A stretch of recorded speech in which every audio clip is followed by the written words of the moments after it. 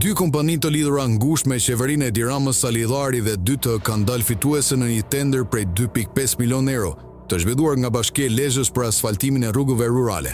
Dytë drejtohet nga Artan Sako, vëllai ish komandantit të gardës Garmo Sako, ndërsa Sali Illari është në gjykim për ndërtim të palishëm në Tiranë. Të dyja kompanitë kanë përfituar miliona euro tenderët publik pavarësisht akuzave dhe çështjeve gjyqësore. Kjo procedurë është firmosur nga vetë kryetari i bashkisë Pierin Ndreu dhe ka një fond limit prej 2.6 miliard lekësh. Pak ditë para shpalljes së fituesve më datën 6 prill 2025, kandidati demokrat për Lezhën Gjin Gjoni denoncoi publikisht punimin për asfaltin elektoral, pa tabela identifikuese dhe jashtë çdo procedure transparente.